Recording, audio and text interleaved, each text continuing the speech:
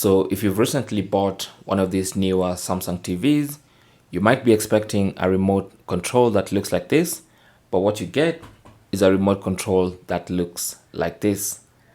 This is a new Samsung Solar remote that comes with your recent TVs.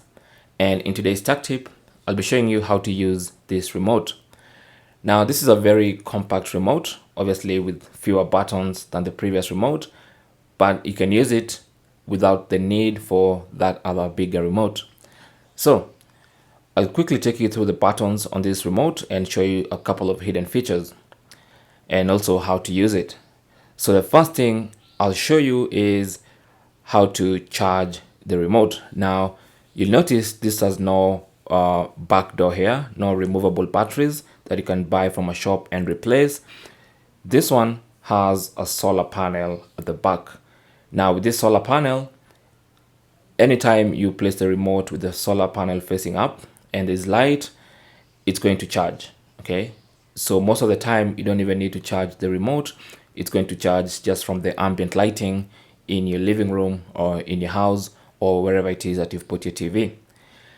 But in case you need to charge a little bit faster, or maybe you're in a dark room and the remote is not charging for some reason, then there's also a USB-C port at the bottom of that remote. And with that USB-C port, you can just use a Type-C cable, connect it to a power source, and charge your remote control.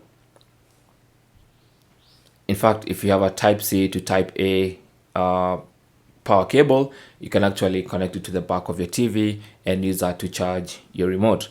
But most of the time, the solar panel works just fine. I've never had to charge this for the last 2 months. So with that out of the way, you have the buttons. So at the top of the remote, you have your, obviously, the power button. Now with this power button, just press it. You can use that to turn the TV off and to turn it on. Okay, now this is not an infrared remote.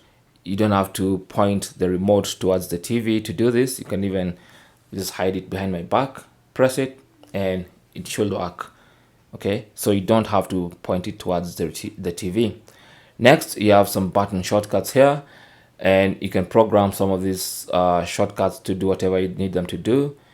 And then you have, if you press it again, you have your quick settings. And then if you press again, you have your code. Okay, so just a couple of shortcuts there. And then anytime you want to exit something and you want to go back, you have this back button here that takes you one step back. And then here we have this little hole, which is the microphone. And then to activate the microphone, you have this microphone button.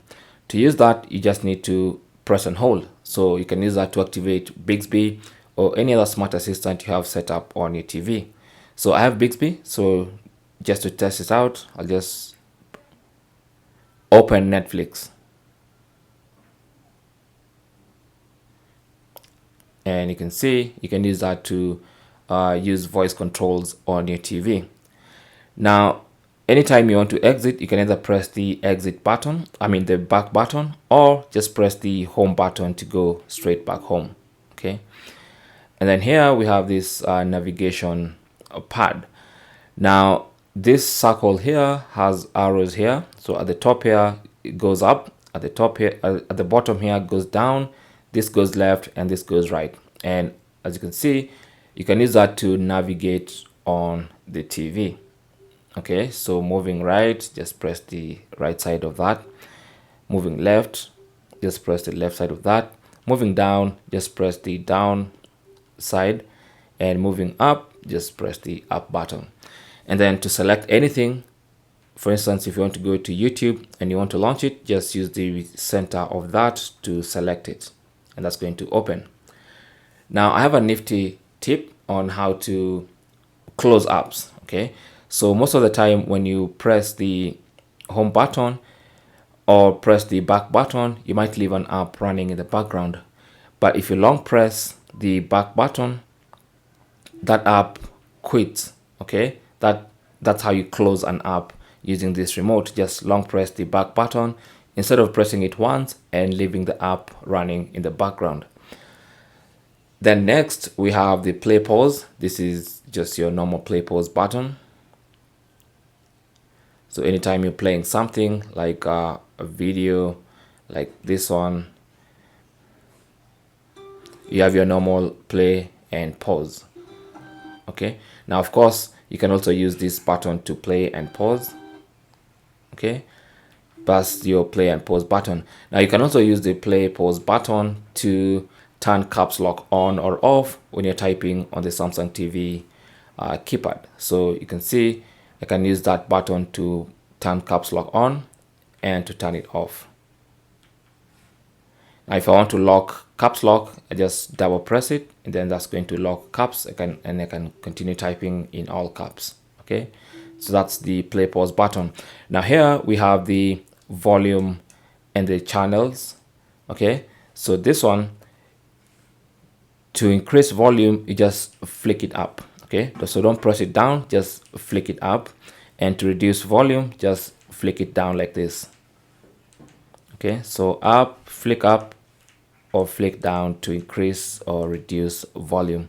Same goes for channels. If you have you've connected your cable or your antenna and you're watching your local channels, then you can scroll through the local channels by flicking up and down on this other side.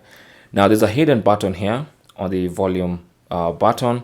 That's the mute button. If you press this down, it's going to mute, and if you press it again, it's going to unmute your TV. And then you have a couple of shortcuts here. We have these shortcuts to open the browser. If you press that, it's going to open your Samsung TV browser. If you press this, it's going to open Amazon Prime Video. That's for Netflix, and that's for Disney Plus if you have Disney Plus enabled, but obviously, as you can see, I don't have it. And that is basically how to use this new Samsung Smart TV Solar Remote. Thanks for watching. Leave your comments and questions down below, and good luck.